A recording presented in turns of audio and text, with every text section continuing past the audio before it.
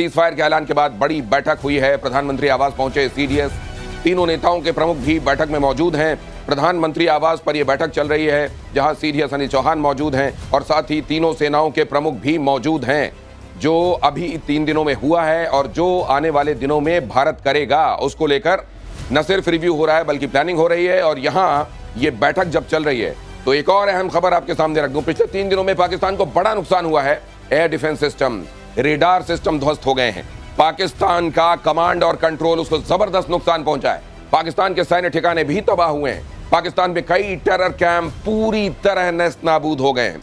और भारत पहले दिन से यह कहता रहा है कि हमको नीर क्षीर विवेक से काम लेना चाहिए। पहला, पाकिस्तान ने यह क्लेम किया कि उसने अपने JF-17 से हमारे S-400 व ब्रह्मोस मिसाइल बेस को नुकसान पहुंचाया, जो कि बिल्कुल गलत है। दूसरा, उसका यह भी मिस इन्फॉर्मेशन कैंपेन था कि हमारी एयरफील्ड, जो कि सिरसा, जम्मू, पठानकोट, बठिंडा, नलिया और भुज में है, ये उसका मिस इन्फॉर्मेशन भी बहुत गलत है। तीसरा, पाकिस्तान के मिस इन्फॉर्मेशन कैंपेन के मुताबिक हमारे एम्यूनिशन डंप जो चंडीगढ़ और बियास में है, उसका डैमेज हुआ, यह भी बिल्कुल गलत है। हमने आपको मॉर्निंग ब्रीफिंग में बताया था विद फैक्ट्स एंड फिगर के साथ कि ये सारी चीजें बिल्कुल सही सलामत हैं।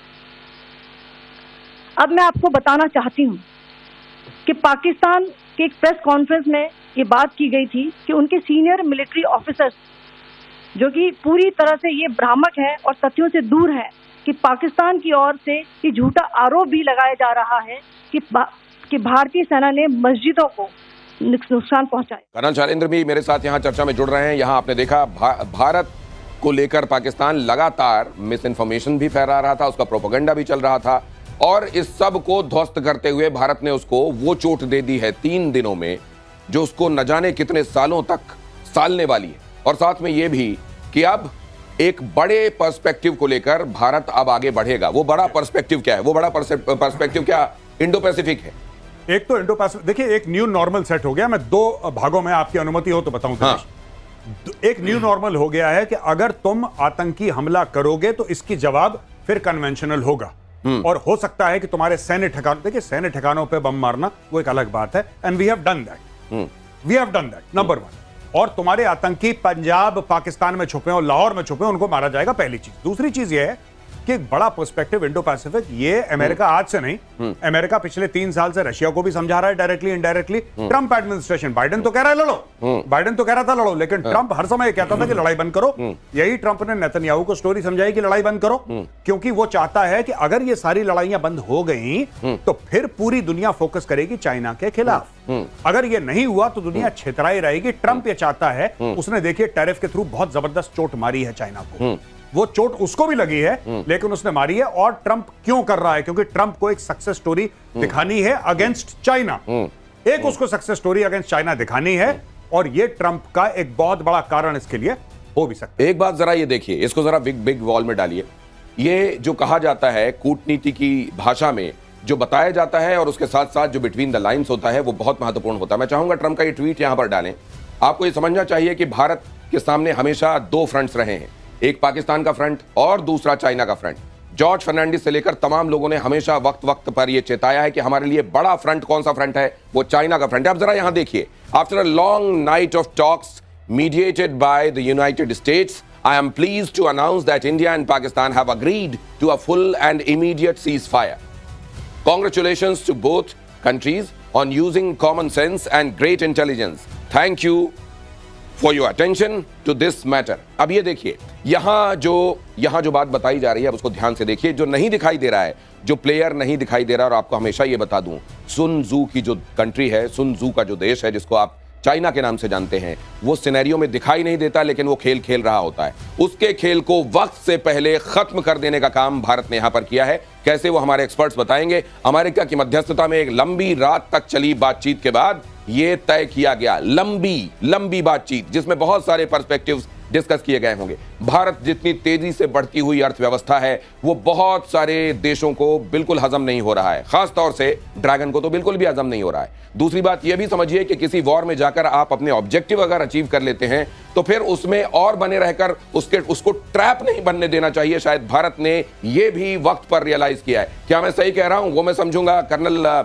शैलेंद्र भी हमारे साथ जुड़े हुए हैं, लेकिन उससे पहले एक बड़ी खबर देखिए। सीज फायर से पहले पाकिस्तान पर भीषण पलटवार, जवाबी हमले में पाकिस्तान के 8 एयरबेस तबाह। रफीकी, मुरीद, चकलाला, रहीम यार और नूर खान एयरबेस, ये जो है, और नूर खान एयरबेस तो आप जानते हैं रावलपिंडी, उनके सेना मुख्यालय से लेकर उनके वो तमाम ठिकाने जिनको वो अपने गर्व के ठिकाने समझते थे, अपनी फौजी गौरवान्वित होकर वो बताते थे कि इन जगहों पर देखिए हमारे ये वो मिलिट्री इंस्टॉलेशंस हैं जो हमारे लिए एक तरीके से तमगे हैं। उन तमगों पर जाकर बम मारने का काम हिंदुस्तान ने किया है। लेकिन जैसा मैं कह रहा था, मुझे जो लगता है, जितनी मेरी थोड़ी बहुत समझ है कर्नल शैलेंद्र, कि आप जाएं, आप अपना काम करें, लेकिन वो जगह भी आपको मालूम होना चाहिए, वो पर्टिकुलर टाइम भी आपको मालूम होना चाहिए जहां आपको बुद्धिमानी का कदम उठाते हुए अपने ऑब्जेक्टिव्स अचीव होने के बाद उस जगह पर फंसे रहकर उसको ट्रैप नहीं बनने देना।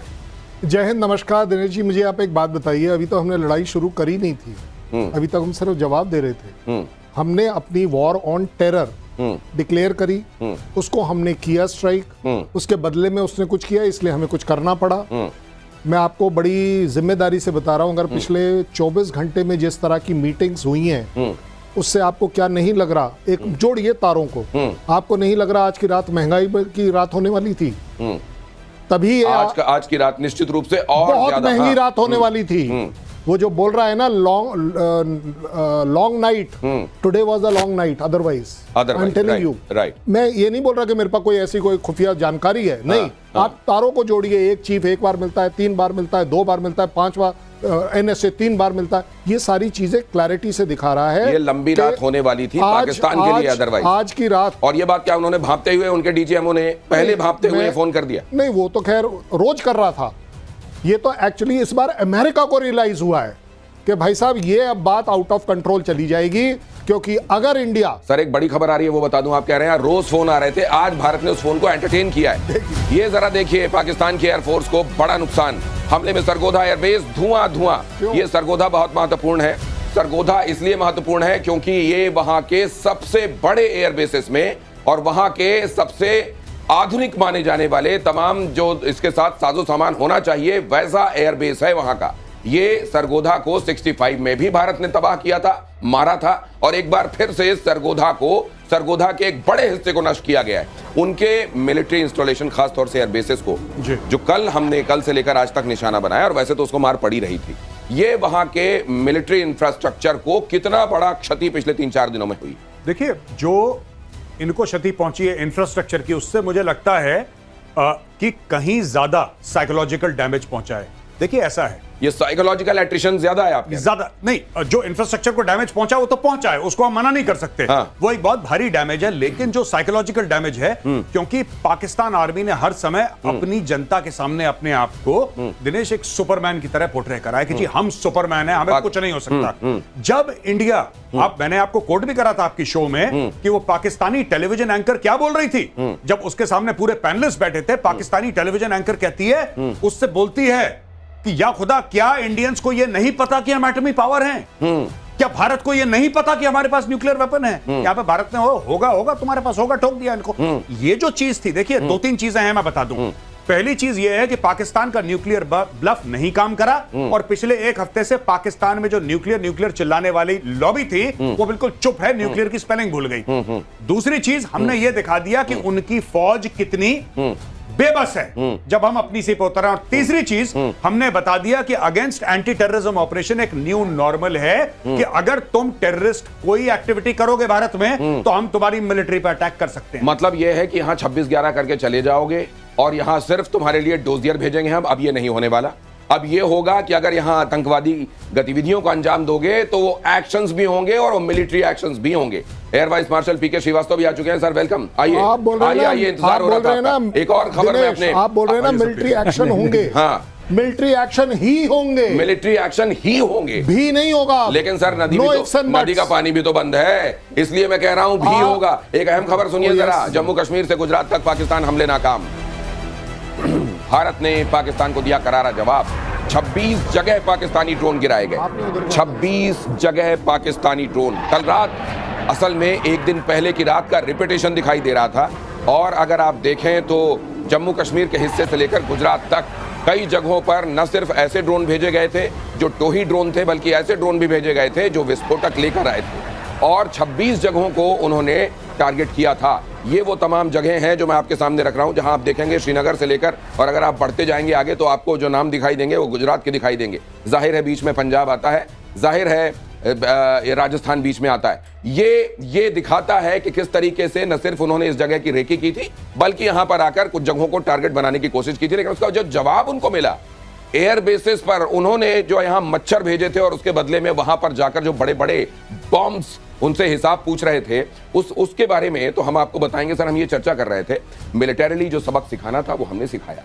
दूसरे हमने जो अपना ऑब्जेक्टिव हमने जो स्पष्ट किया था कि आतंकवाद के खिलाफ प्रतिशोध हमारा होगा और वो हमेशा जारी रहेगा। मुझे लगता है ये सीज फायर दर्शकों को कहीं पर भी कंफ्यूज नहीं होना चाहिए कि ये सीज फायर आतंकवाद के खिलाफ जो हमारा युद्ध है उसका हुआ है।